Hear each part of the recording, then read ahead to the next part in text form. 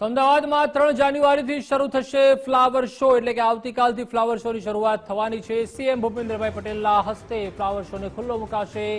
3 જાન્યુઆરીથી લઈને 22 જાન્યુઆરી સુધી ફ્લાવર શો યોજાશે। સોમવારથી શુક્રવાર 70 રૂપિયા પ્રવેશ ફી રહેશે, તો શનિ અને રવિવાર 100 રૂપિયા પ્રવેશ ફી લેવામાં આવશે। સ્પેશિયલ કેસમાં ફ્લાવર શો નિહાળવા ખાસ વ્યવસ્થામાં રૂપિયા 500 ફી આપી પણ ખાસ લાઇનમાં પ્રવેશ આપવામાં આવશે। સિવિક સેન્ટર પરથી ટિકિટ પણ ઓનલાઈન બુક કરી શકાશે।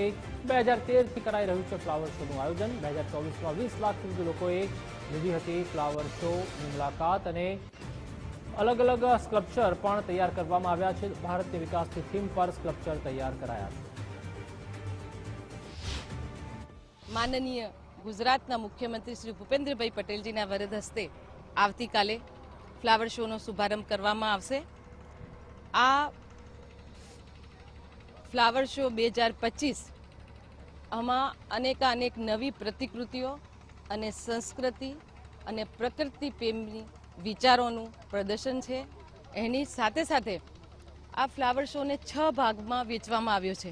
આ વર્ષે અમદાવાદ ઇન્ટરનેશનલ ફ્લાવર શોની અંદર દરેક સ્કલ્પચર ઉપર એક QR કોડ મૂકવામાં આવ્યા છે। આ QR કોડને સ્કેન કરતાં જ આ તમારા મોબાઈલની અંદર એક ઓડિયો રન થશે, ગુજરાતી, હિન્દી અને ઇંગ્લિશ 3 લેંગ્વેજની અંદર। એ સિલેક્ટ કરીને કોઈ પણ લેંગ્વેજમાં આપ સાંભળી શકશો અને એ ઓડિયો દ્વારા તમને જે સ્કલ્પચર છે એ વિશેની માહિતી તમને મળશે।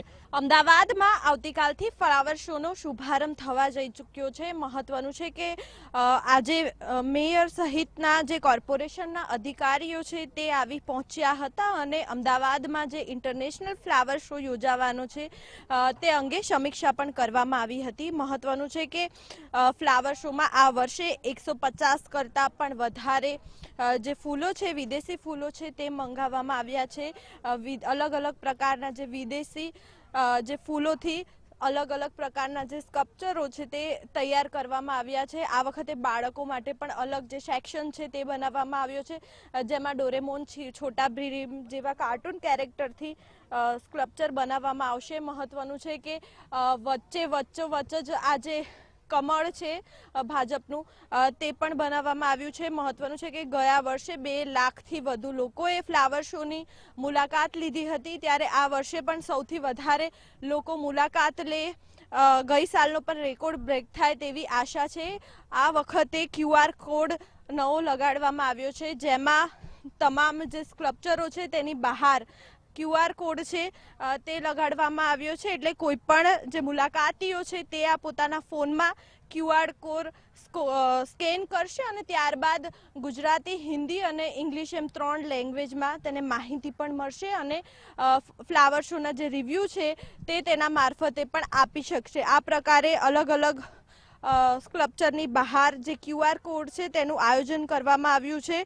આ વર્ષે વડાપ્રધાનને ફ્લાવર શોમાં જે સુઝાવ મોકલેલા હતા તે જ પ્રમાણેનું જે આયોજન છે તે કરવામાં આવ્યું છે। ભારતની સંસ્કૃતિ અને સંગમ એવી જ રીતે જે ફ્લાવર શોનું જે આયોજન છે તે કરવામાં આવ્યું છે। મહત્વનું છે કે ફૂલોમાંથી જે અલગ અલગ પ્રકારના જે સ્કલ્પચર છે તે સાંજ સુધીમાં તૈયાર થઈ જશે અને આવતીકાલે મુખ્યમંત્રી ભૂપેન્દ્ર પટેલ દ્વારા આ ફ્લાવર શોનો શુભારંભ કરવામાં આવશે। કેમેરામેન અંકિત દવે સાથે માનસી પટેલ, ગુજરાત ફર્સ્ટ, અમદાવાદ।